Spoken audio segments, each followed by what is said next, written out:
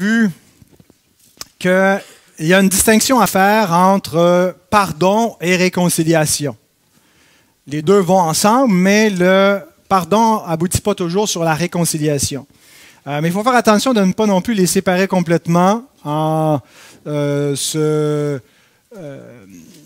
s'excusant rapidement là, de ne pas trop chercher la réconciliation, puis oh, j'ai pardonné, puis tout est beau, on n'a plus rien à faire. Quand on pardonne véritablement, on cherche la réconciliation. Alors, on a vu que nous devons pardonner sans compter, et que c'est tout un contrat, qu'en fait c'est même quelque chose d'impossible pour un homme, un être humain pécheur. Et donc, pour y arriver, pour croître dans notre capacité à reproduire la grâce de Dieu, nous avons besoin de méditer sur le pardon de Dieu. Et c'est justement là où Jésus nous conduit. C'est ce qu'il nous invite à faire, parce qu'après avoir enseigné à Pierre qu'il doit pardonner 70 fois, 7 fois,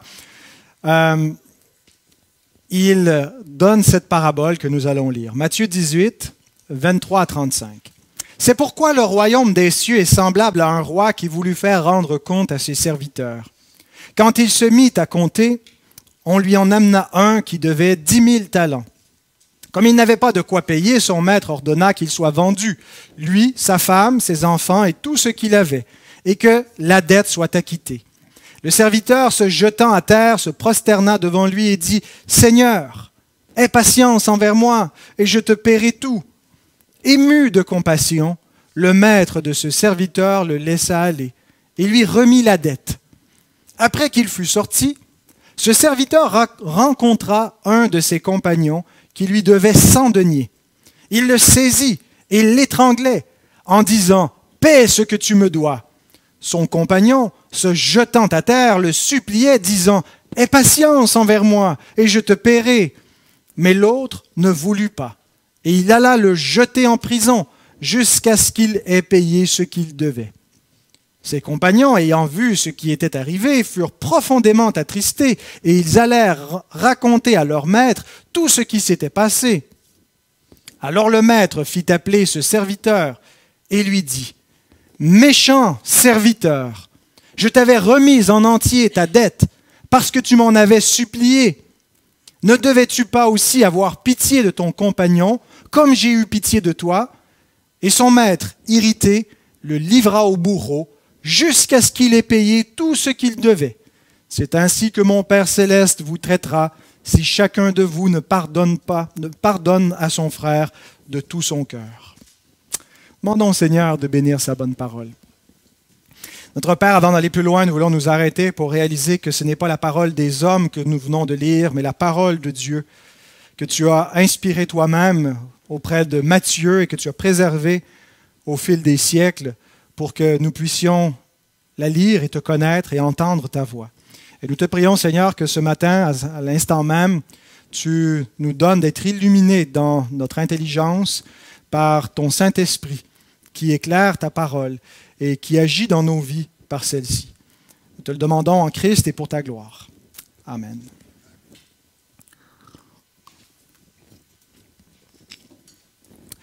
Je ne vais pas faire une présentation chronologique de cette parabole en suivant la scène 1, le maître et le serviteur qui lui doit 10 000 talents, suivi de la scène 2, mais plutôt une présentation comparative.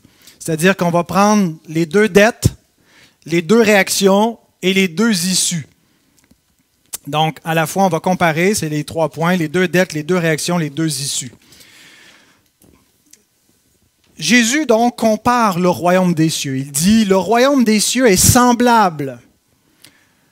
Une grande partie de notre théologie est analogique. C'est-à-dire qu'on ne peut pas connaître Dieu dans sa pureté, dans son essence propre. Il habite une lumière inaccessible. Il est un être incompréhensible. Mais il se fait comprendre à nous en se révélant dans notre langage, à notre portée, dans des catégories que l'on peut concevoir. Il ne se révèle pas à nous, il se révèle en tant que Dieu, mais en parlant un langage d'homme.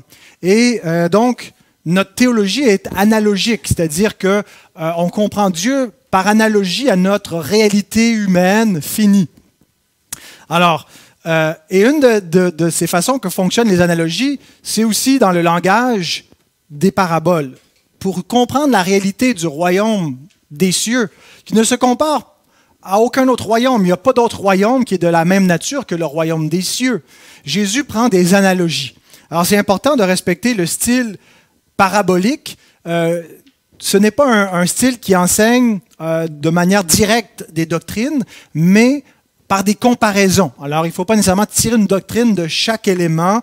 C'est un style particulier. Vous allez voir pourquoi c'est important de voir ces considérations herméneutiques un peu plus loin. La clé de la compréhension de cette parabole, c'est de comparer les deux dettes. Si on ne saisit pas la différence qu'il y a entre les deux dettes, on passe à côté de ce que Jésus veut nous enseigner. D'abord, même sans comprendre la valeur que Jésus utilise avec les deniers, les talents, on remarque qu'il y a une différence. Il y a un premier serviteur qui doit 10 000 talents et un qui doit 100 deniers. Alors, en partant, on n'a pas le même chiffre, 10 000 et 100, et on n'a pas la même unité de mesure des talents et des deniers. La dette de 10 000 talents, c'est ce que nous allons examiner tout d'abord. Je vais faire un peu comme M. Perron, je vais me enlever une couche. J'ai un peu chaud, je me sens... je vais déposer ça ici. Madame Payette, ça va? Est-ce que c'est vos livres? Vous allez vous organiser, je le reprendrai avant de partir. Alors, la dette de 10 000 talents. Un talent, c'est quoi? Un talent, si on veut avoir du change pour notre talent en deniers, bien, un talent, ça correspond à 6 000 deniers. Donc, 10 000 talents, c'est 60 millions de deniers. Le chiffre 10 000 talents est, de toute évidence, un chiffre hyperbolique. Le mot 10 000, murioi, est proche d'un autre adjectif, murios. Murioi qui veut dire 10 000, murios qui veut dire innombrable. Et souvent, donc, le chiffre 10 000 est utilisé pour nous parler de quelque chose d'innombrable. C'est pour moi, c'est gentil, j'en avais déjà un, mais écoutez, je ne le ménagerai pas. Merci beaucoup, Johan.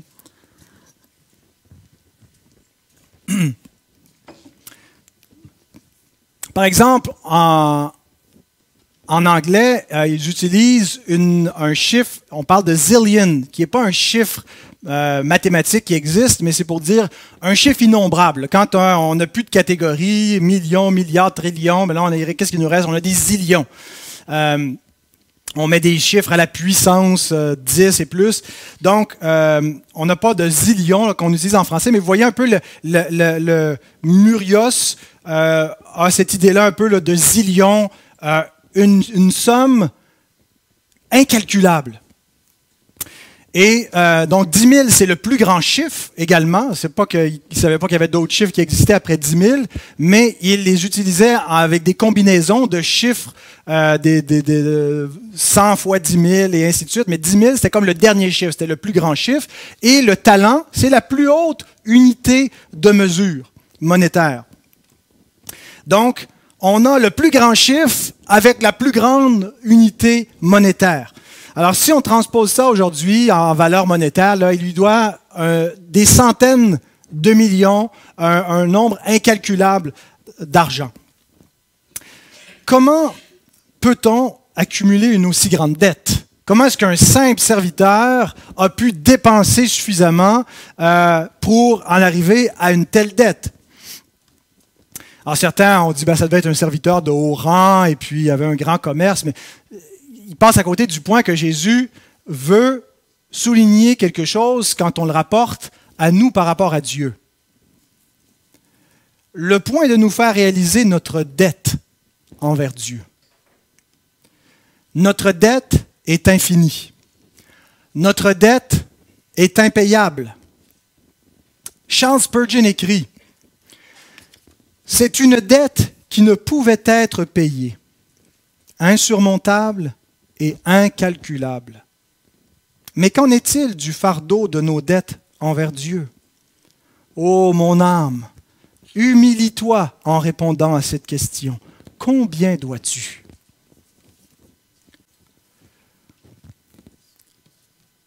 Nous avons donc une dette incalculable, impayable, infinie envers Dieu.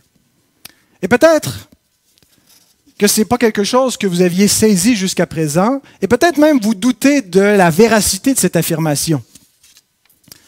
Comment puis-je avoir une dette infinie envers Dieu alors que j'ai un nombre fini de transgressions de ses commandements? Je n'ai pas transgressé de manière infinie, je n'ai pas infiniment transgressé les commandements de Dieu. Je ne sais pas le nombre de fois que j'ai transgressé les commandements de Dieu, sans doute que c'est un très grand nombre de fois, j'ai perdu le compte, mais ça pourrait se compter. Alors comment je peux avoir une dette infinie pour des transgressions finies? Voyez-vous, l'infinitude de notre dette envers Dieu ne vient pas de la finitude de nos transgressions, mais de l'infinitude du Dieu contre lequel nous péchons. Comment se fait-il que nous avons une dette infinie envers Dieu alors que nous avons un nombre fini, un nombre limité, un grand nombre mais limité de transgressions? Comment est-ce qu'on pourrait atteindre une dette infinie, une dette impayable? C'est que la gravité d'une rébellion ou d'une transgression se mesure par rapport à l'autorité qui est transgressée. Transgresser l'autorité parentale, c'est une chose. Transgresser une autorité civile, c'est une autre chose. Et encore là, il y a des instances, il y a des degrés de loi. Quel poids est la dette du péché contre le Dieu infini? Une dette incalculable, une dette infinie. Donc, une dette impayable. Et c'est ce que Jésus veut souligner en prenant la plus haute unité, le plus grand chiffre et la plus grande valeur monétaire. 10 000 talents. Et on compare avec l'autre dette, la dette de 100 deniers. 100 deniers, ça vaut quoi? Un denier, c'est environ le salaire d'une journée pour un ouvrier. C'est ce qu'on voit dans la parabole des ouvriers embauchés à différentes heures. Dans Matthieu 20, verset 2, il s'entend avec les ouvriers pour leur donner un denier pour leur journée de travail. Donc, 100 deniers équivaut environ à une centaine de jours de travail. C'est une somme considérable. Ce n'est pas une pécadille. Ce n'est pas juste du petit change. Mais c'est une somme qui est payable. En lui remboursant sa dette, en travaillant pour lui un samedi par mois, ça ne devait pas être le samedi parce que c'était le sabbat, mais une journée par semaine, en 2 ans, il a payé sa dette. Le but, donc, de Jésus dans cette parabole est de comparer la gravité du péché envers Dieu et la gravité du péché envers l'homme. Et surtout, de comparer l'importance du pardon de Dieu et le prix du pardon de Dieu versus le prix que nous avons à payer quand mon frère a péché. Jusqu'à combien de fois dois-je lui pardonner? Combien de fois dois-je payer pour ses transgressions?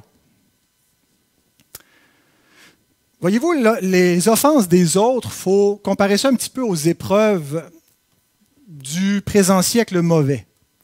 Les épreuves présentes, quand on les regarde en elles-mêmes, on dit sont énormes.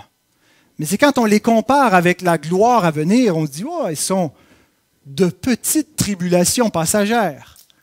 Et on dit ça même quand on se fait jeter au fauve, qu'on se fait crucifier. C'était les petites tribulations dont Paul parlait parce qu'il les comparait au poids éternel de gloire.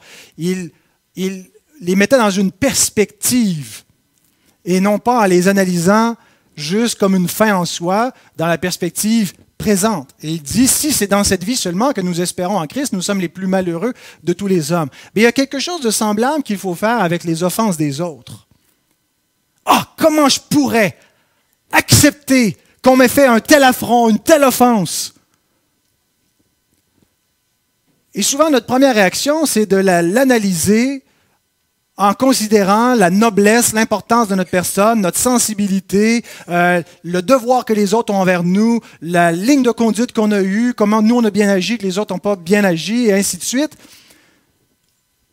Et on oublie de le mettre en perspective de la dette qui nous a été remise, de la gravité de nos transgressions vis-à-vis de Dieu qui sont infinies, en comparaison avec la gravité des péchés de mon frère ou de ma sœur contre moi. Cet enseignement nous permet de comprendre que ce n'est pas que les péchés des autres contre nous, c'est banal, c'est pas grave, on ferme les yeux. Mais que peu importe la gravité des offenses, elles sont petites en comparaison avec nos offenses envers Dieu. Comment donc appréhendez-vous les offenses des autres envers vous? Est-ce que c'est en vous mettant immédiatement au centre, en considérant le tort qui vous a été fait, ou en vous rappelant d'abord, avant de se voir comme une victime, que j'ai été un criminel gracié? En me rappelant la grâce de Dieu pour moi. Regardons dans cette parabole les deux réactions que nous avons. Il y a plus que deux réactions, mais on va les classer en suivant les deux dettes. Les réactions à l'immense dette et les réactions à la petite dette. On a d'abord la réaction du maître au verset 25, Matthieu 18, 25. Comme il n'avait pas de quoi payer, son maître ordonna qu'il soit vendu, lui, sa femme, ses enfants et tout ce qu'il avait, et que la dette soit acquittée.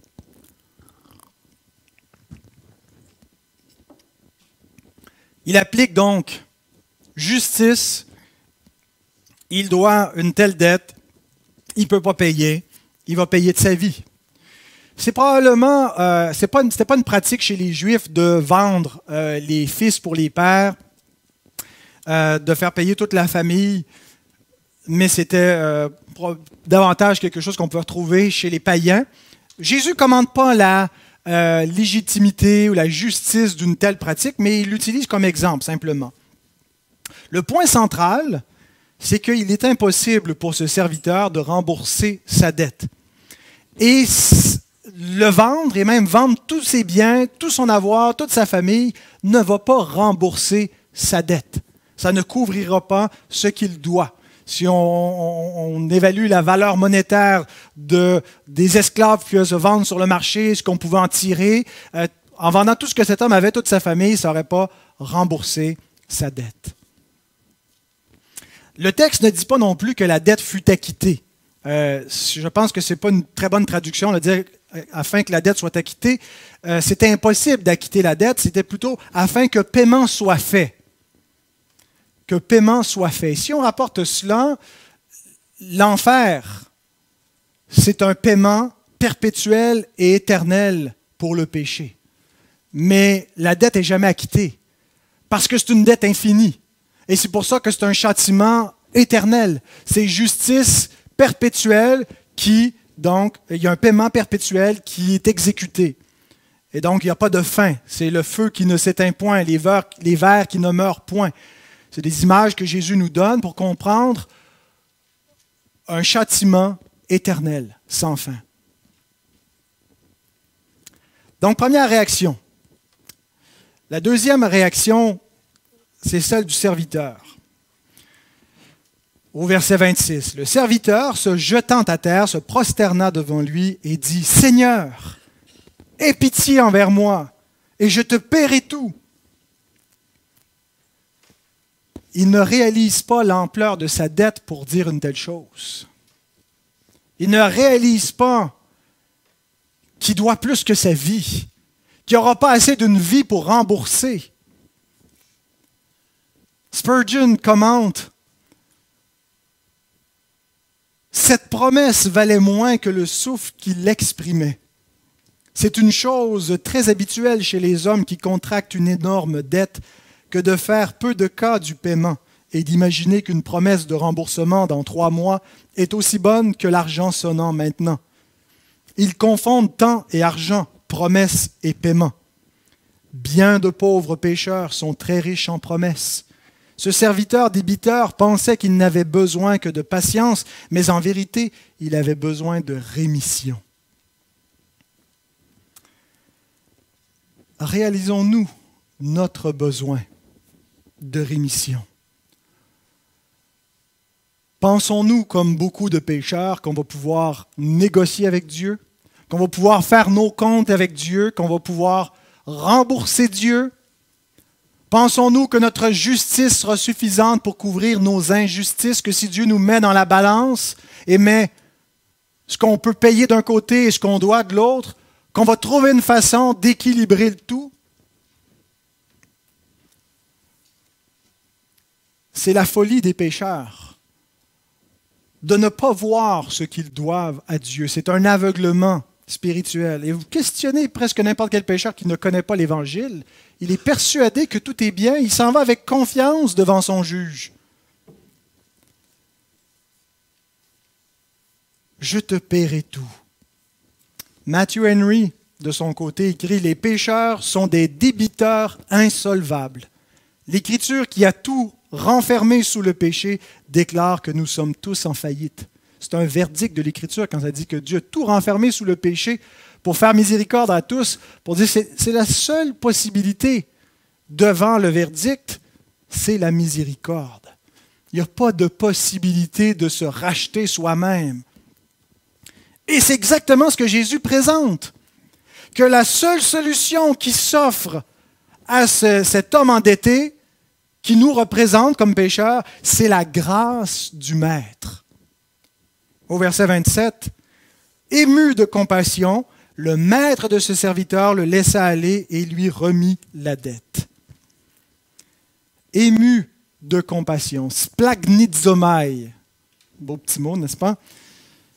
Ça me fait toujours penser à des tripes, splagnizomai, mais parce que justement, le mot veut dire ému dans ses entrailles, touché dans ses tripes. Il est employé 19 fois dans le Nouveau Testament et c'est presque toujours pour nous parler de Jésus qui était ému de compassion. Et si Jésus ici veut nous parler de la compassion de Dieu, le Maître qui représente Dieu, où est-ce que nous voyons historiquement, et pas juste dans une parabole, mais où est-ce que nous voyons la compassion de Dieu sinon que dans le Christ? Comment comprenons-nous l'amour d'un Dieu infini et la compassion de Dieu? Qu'est-ce que ça veut dire en termes humains? Ça veut dire la compassion du Christ et l'amour qu'il a eu pour nous en donnant sa vie et l'amour dont il était animé en voyant les foules s'emberger. Il était ému de compassion, touché dans ses tripes. En lui donc, dans l'homme Dieu, nous voyons la compassion du Dieu éternel. Et Jésus illustre le pardon de Dieu par la rémission d'une dette. Et nous comprenons un peu plus comment nous devons pardonner. Pardonner, c'est remettre des dettes. C'est abandonner ce qui est dû. C'est laisser faire. Délier ceux qui sont liés envers nous par une transgression ou on les délie.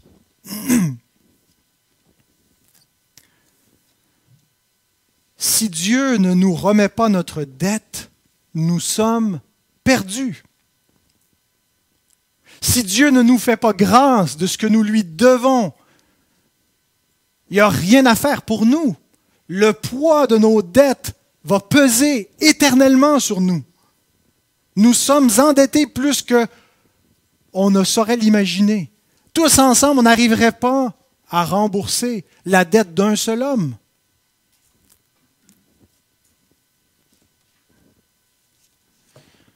Et donc, Dieu doit nous remettre notre dette, nous pardonner entièrement, laver l'ardoise, effacer notre compte. Et ici, les théologiens libéraux sautent sur l'occasion de nous dire, voyez, il n'y a pas besoin qu'il y ait un paiement qui soit fait pour notre dette. Dieu n'a pas besoin de payer notre dette, il peut juste effacer notre dette. On n'a pas besoin donc que notre péché soit racheté. Et la parabole nous montre ici un pardon qui est offert gratuitement sans qu'il y ait eu quelqu'un qui soit intervenu, qui ait racheté cet homme-là. Alors la compréhension que les évangéliques ont du rachat de leur dette par le sang de Jésus, c'est une mauvaise compréhension. Ce n'est pas comme ça qu'il faut comprendre la mort de Jésus, nous disent-ils. Qu'est-ce que nous répondons à cela? Parce qu'effectivement, on ne voit personne dans cette parabole qui vient racheter la dette de cet homme et il est gracieux. Est-ce que Dieu ne peut pas juste effacer les dettes sans racheter l'offense, sans que le juste verse son sang pour racheter les iniquités? Ben d'abord, c'est une parabole. Vous voyez ce que j'ai dit au commencement. C'est un langage parabolique, c'est une comparaison. Il ne faut pas nécessairement penser que tout ce qui a été dit sur le pardon de Dieu est dit dans cette parabole. Il y a des analogies. Mais aussi, justement, l'enseignement sur le pardon ne se limite pas, le pardon de nos péchés ne se limite pas à cette parabole. Jésus lui-même va dire dans ce même évangile, quelques chapitres plus loin, au chapitre 26, verset 28, « Ceci est mon sang, le sang de l'alliance qui est répandu pour beaucoup pour le pardon des péchés. » Pour être acquitté, notre dette doit être rachetée. Comment? Par le sang de Jésus, où il paie dans son corps, où il paie par son sacrifice sur la croix le châtiment que nous méritons pour nos transgressions. Il subit la colère de Dieu, il subit la seconde mort, pas simplement la mort du corps, mais une mort spirituelle, la colère divine qui s'abat sur lui. Maintenant, il y a une question théologique qu'on pourrait soulever. Comment une dette infinie peut être rachetée avec du sang humain? Avec un seul sacrifice. L'Écriture insiste beaucoup sur cette notion qu'il a fait une offrande une fois pour toutes. Comment se fait-il que les pécheurs qui ne sont pas rachetés par le Christ devront passer l'éternité en enfer, payer perpétuellement pour leurs péchés, et que lui, par une seule offrande, a payé une fois pour toutes et n'a pas eu besoin de souffrir à nouveau et ne souffrira plus jamais sous la colère de Dieu? Comment est-ce qu'un sacrifice fini, délimité par du sang humain, peut racheter une dette infinie? Ce n'est pas une contradiction, on vient de dire que notre dette est infinie. Bien, la valeur de la personne qui a offert ce sacrifice est infinie. Ce n'est pas un simple homme. Et nous ne pouvions pas être rachetés par un simple homme. C'est l'objectif des questions 12 à 17 dans vos catéchismes de Heidelberg, de démontrer qu'une simple créature, même un homme juste, n'aurait pas pu nous racheter. Il fallait un homme Dieu. Il fallait un homme qui ait les deux natures. Il fallait que ce soit un homme, ça ne pouvait pas être un ange, ça ne pouvait pas être juste Dieu dans sa nature divine. Il fallait que ce soit un homme parce que le péché était commis par l'homme. Il fallait que ce soit la nature humaine qui paie pour le péché. Mais une simple créature n'aurait pas pu porter la colère éternelle de Dieu. Et c'est pourquoi l'homme Dieu, par sa nature divine, par la valeur infinie de sa personne, peut expier le péché. Et il reprend ici le catéchisme, exactement l'enseignement de Anselme de Canterbury au Moyen Âge, qui explique pourquoi Dieu est devenu un homme. Il y avait une nécessité absolue, si Dieu voulait sauver des hommes, que Dieu devienne un homme. Il n'y a pas d'autre homme que le Christ, le Dieu homme, qui pouvait expier une dette infinie. Maintenant, on regarde la deuxième réaction, ou la réaction à la petite dette. D'abord, la réaction du premier serviteur, celui qui a vu sa dette être remise. Verset 28. « Après qu'il fut sorti, ce serviteur rencontra un de ses compagnons qui lui devait 100 deniers. Il le saisit et l'étranglait en disant « Paie ce que tu me dois. » C'est une réaction assez étonnante, c'est le moins qu'on peut se dire, après ce qui vient de lui arriver. Réalise-t-il à quoi il vient d'échapper? En fait, c'est une réaction impossible. Il n'y a personne qui, après s'être fait remettre une dette incalculable, va étrangler quelqu'un qui lui doit 100 deniers. Et c'est ce que Jésus veut nous montrer. Si vraiment vous avez reçu le pardon de Dieu, vous ne pouvez pas agir comme ce serviteur. Il nous montre une situation impossible. Et c'est une réaction hautement fautive. Il est en train d'étrangler un serviteur qui n'est pas le sien, c'est son compagnon de service. Le texte nous montre que c'est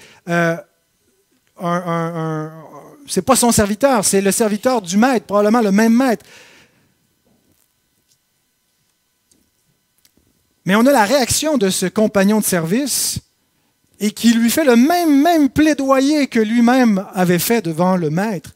Comparez les versets 29 et 26. Son compagnon, se jetant en terre, le suppliait, disant « Aie pitié, aie patience envers moi, je te paierai. » Au verset 26, il avait dit la même chose, se prosternant devant lui, et dit « Aie patience envers moi, et je te paierai tout. » La même supplication, mais maintenant les rôles sont inversés. Et voilà ce qui se passe à chaque fois que quelqu'un pêche contre nous. On passe non plus dans la position de celui qui est en dette, mais celui qui est le créancier, de celui qui a la possibilité ou non de remettre la dette. Et ce qui se passe lorsque nous refusons de pardonner, nous faisons ce que cet homme fait au verset 30. Mais l'autre ne voulut pas. Et il alla le jeter en prison, jusqu'à ce qu'il ait payé ce qu'il devait. C'est justice. Il n'y a rien d'injuste dans ce qu'il a fait. C'est pas gentil, c'est pas miséricordieux, surtout qu'il venait d'obtenir une énorme grâce. Mais il n'y a rien d'injuste. L'autre est en dette, il n'a pas voulu se laisser attendrir, et il a le droit. Pas tout à fait. En fait, il agit avec beaucoup d'iniquité. Juste le fait qu'il saisit son compagnon, est en train de l'étrangler, on discerne une petite intention meurtrière. On discerne que ses motivations ne sont pas celles de la justice, mais de la vengeance. Il n'est pas animé par un désir de faire valoir le droit et le bien, mais par la haine et la colère. Et il n'exécute pas la justice, mais il agit de façon très inique. Donald Carson écrit « Il le fait jeter dans une prison pour débiteur, mais un esclave bon marché se vendait 500 deniers, et il était illégal de vendre un homme pour une somme supérieure à sa dette. » Donc, il agit de manière fautive, de manière même illégale. Ce n'est pas justice. Et ça illustre que généralement, lorsque nous refusons de pardonner, parce que nous sommes obligés de pardonner, lorsque nous refusons de pardonner, ce n'est pas la justice, mais c'est un désir de vengeance qui est derrière nous. On peut peut-être se tromper soi-même et se persuader que nous sommes dans notre droit et que la personne a mal agi, que nous pouvons ne pas pardonner. Mais Jacques nous dit que la colère de l'homme n'accomplit pas la justice de Dieu. Jacques 1,20. La colère de l'homme n'accomplit pas la justice de Dieu. Il n'y a rien de juste en refusant de pardonner. On peut se persuader, mais se tromper soi-même en pensant que nous sommes dans notre droit. Et nous avons la réaction des autres compagnons. Au verset 31. Ses compagnons, ayant vu ce qui était arrivé, furent profondément attristés et ils allèrent raconter à leur maître tout ce qui s'était passé. C'est un rappel que notre endurcissement affecte aussi les autres autour qui ne sont pas nécessairement directement impliqués dans la situation. C'est un rappel de tout ce que Jésus a enseigné sur la discipline dans le royaume des cieux, le devoir de l'Église de maintenir l'ordre, la grâce, la miséricorde, les uns envers les autres. C'est un cas de discipline. Et donc, on a en ses serviteurs un bon exemple, que quand on voit l'iniquité, ça doit nous amener à plaider devant le Maître de toute justice. Et c'est ce qu'ils font, ils vont plaider. Et leur plaidoyer n'est pas vain. Et nos plaidoyers devant les injustices, les iniquités, les endurcissements des uns et des autres ne sont pas vains. Parce que tout viendra en jugement, et parce qu'il n'est pas encore trop tard, et Dieu peut encore changer les cœurs. Regardons en conclusion les deux issues. Versets 32 à 35. Alors, le maître fit appeler ce serviteur et lui dit, « Méchant serviteur, je t'avais remis en entier ta dette parce que tu m'en avais supplié. Ne devais-tu pas aussi avoir pitié de ton compagnon comme j'ai eu pitié de toi? » Et son maître irrité le livra au bourreau jusqu'à ce qu'il ait payé tout ce qu'il devait. C'est ainsi que mon Père céleste vous traitera si chacun de vous ne pardonne à son frère de tout son cœur.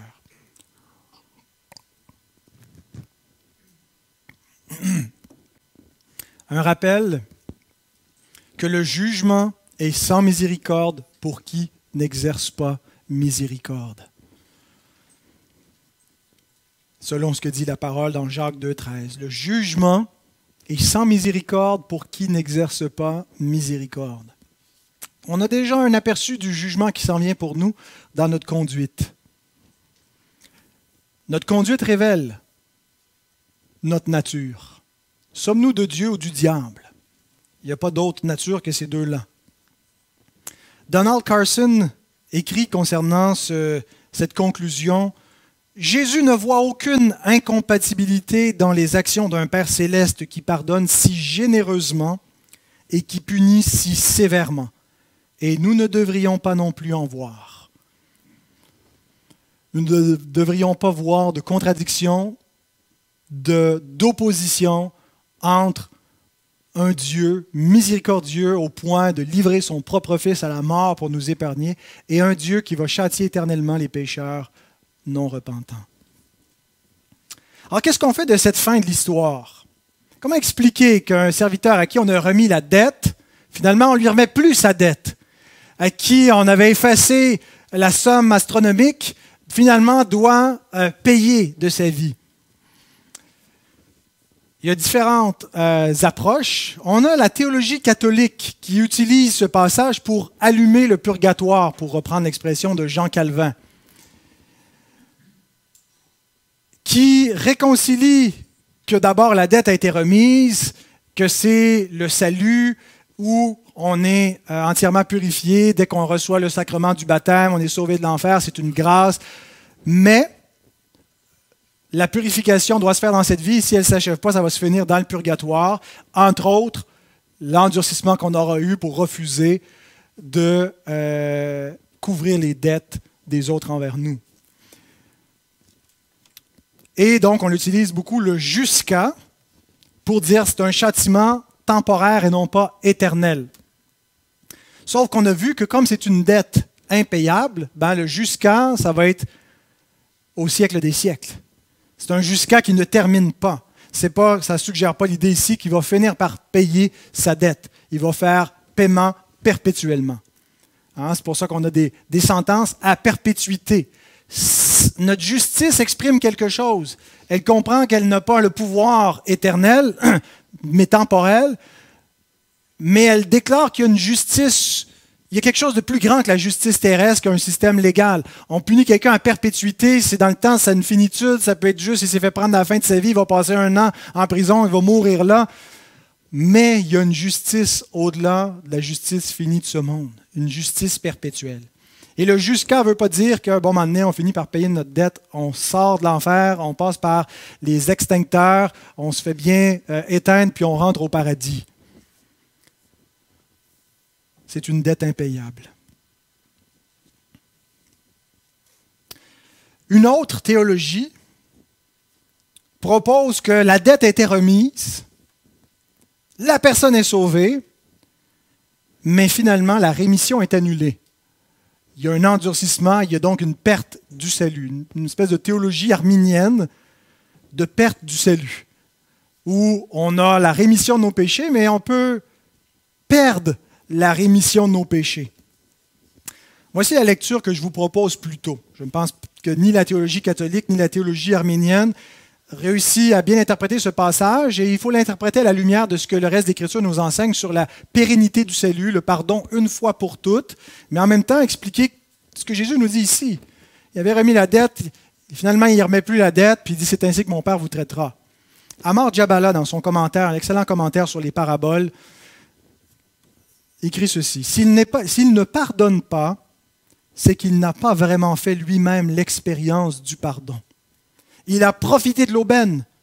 On ne peut faire une expérience réelle de la grâce de Dieu sans en être changé. » Voyez-vous, il y a deux issues avec ceux qui professent la foi. Le premier, une issue. Donc la première issue, c'est qu'ils ont véritablement reçu le pardon de Dieu. La deuxième, c'est qu'ils n'ont pas reçu le pardon de Dieu. Ils sont de faux professants. Et le fait que le serviteur soit appelé méchant au verset 32 indique qu'il a encore une nature diabolique. C'est un qualificatif qui est souvent utilisé pour qualifier le diable lui-même. Notre nature déchue, elle est méchante. Le cœur est méchant par-dessus tout. À moins d'avoir reçu une nouvelle nature, c'est ce que nous sommes, méchants. Cette parabole, donc, je le rappelle, c'est une analogie, non pas une présentation doctrinale exacte. Et on a une difficulté parce qu'on se dit, il a eu sa dette remise et on envisage ça comme le pardon effectif de Dieu. Et là, lorsque le pardon est annulé plus loin dans la parabole, ben là, ça nous pose un problème théologique. Est-ce que le pardon de Dieu est conditionnel? Est-ce que ça nous annonce le purgatoire? C'est quoi? Mais le verset 27, où Jésus dit que le maître fut ému de compassion, qu'il lui remit sa dette, nous montre c'est quoi le seul espoir pour les pécheurs? C'est que la dette soit remise. Ne nous dit pas que la dette peut être effectivement remise et ensuite enlevée. Parce que les versets 28 à 35 qui suivent nous montrent qu'il est impossible de ne pas être transformé par ce pardon. Et que ceux qui prétendent avoir reçu le pardon de Dieu et qui agissent comme ce serviteur impitoyable se trompent eux-mêmes. Il est impossible d'être enfant de Dieu sans ressembler à notre Père. Par nature, nous ressemblons à notre Père. Soit que nous avons pour Père le diable, ou soit que nous avons pour Père Dieu. Il est impossible que nous soyons pardonnés sans pardonner à notre tour. Alors voici la bonne façon de comprendre la relation entre le pardon de Dieu et le nôtre. Ce n'est pas que le pardon de Dieu est conditionnel au nôtre, mais c'est qu'il est tellement certain que si nous sommes pardonnés de Dieu, nous pardonnerons, qu'on peut mettre le fait que nous pardonnons comme une preuve de notre pardon, et non pas la cause. Amar Jabala encore écrit « L'amour suscité par la grâce et le pardon de Dieu n'est pas la condition du salut. Il en est la conséquence, autant libre que nécessaire. Dieu donne à ceux qui l'acquittent le désir, la motivation et la force de pardonner. » Avez-vous reçu ce désir, cette motivation et cette force? Parce que c'est une preuve que vous avez reçu le pardon de Dieu. Thomas Watson, quelques siècles avant le puritain Jabala, écrit « Notre pardon n'est pas la cause du pardon de Dieu, mais un signe. Nous n'avons pas besoin de monter au ciel pour voir si nos péchés sont pardonnés. Regardons dans nos cœurs et voyons si nous pouvons pardonner aux autres. » Je mets un bémol, parce que peut-être qu'en entendant cela, vous allez être complètement découragé en disant « J'arrive pas à pardonner. J'ai du ressentiment, j'ai de la colère. Je ne suis pas un chrétien. Je n'ai jamais vraiment reçu le pardon de Dieu parce que je n'arrive pas à pardonner moi-même. » Il y a une grande différence, une différence abysmale entre une difficulté à pardonner et un refus de pardonner. Le pardon n'est pas facile. Le fait qu'on a une nouvelle nature ne va pas faire qu'en claquant des doigts, on pardonne tout facilement, aisément. On demeure des pécheurs, on est sauvé en espérance, c'est une sanctification progressive, on a encore du ressentiment, on va lutter. Mais la question, c'est est-ce que je veux pardonner? Est-ce que je lutte? Puis remarquez au verset 30, il ne voulut pas. Le pardon, c'est comme l'amour. Ça ne relève pas premièrement des émotions, mais de la volonté. On choisit d'aimer. On choisit, on fait des choix. On n'aime pas juste en parole et avec la langue, mais en action et en vérité. Et quand on choisit d'aimer, qu'est-ce qui se passe avec nos émotions? Elles emboîtent le pas, elles suivent progressivement. Mais parfois, c'est dur, n'est-ce pas? Le pardon, ce n'est pas une émotion, c'est un choix. C'est quelque chose qui est en notre pouvoir, dans notre volonté. Si vous avez de la difficulté à pardonner tout en ayant fait le choix de pardonner, en cherchant à pardonner, en luttant avec le ressentiment, il y a de l'espoir pour vous, c'est bon signe. Mais si vous refusez de pardonner, vous êtes ce serviteur méchant de la parabole. Et ce que vous avez besoin, c'est pas juste... Ce que vous avez besoin, c'est de repentance. Ce que vous avez besoin avant de travailler sur le pardon des autres, c'est de comprendre et recevoir le pardon de Dieu. Alors, dans un cas comme dans l'autre, si vous n'avez pas encore réussi à pardonner aux autres, je vous invite à prendre les paroles du Seigneur extrêmement au sérieux, à vous examiner vous-même pour savoir si vous êtes dans la foi, si vous êtes de Dieu. Une difficulté à pardonner, c'est une chose, un refus de pardonner, c'en est une autre. Que nous puissions prendre ces choses extrêmement au sérieux et même nous abstenir de la table du Seigneur si nous n'avons pas résolu de pardonner les autres. Quand nous prenons la table, c'est un signe où nous déclarons que nous avons reçu le pardon de Dieu. Mais nous ne pouvons pas continuer dans cette communion tout en refusant de pardonner aux autres. Que Dieu nous soit en aide, que Dieu nous change nos cœurs de pierre, nous donne des cœurs de chair, d'abord pour recevoir son pardon et aussi pour le reproduire. Amen.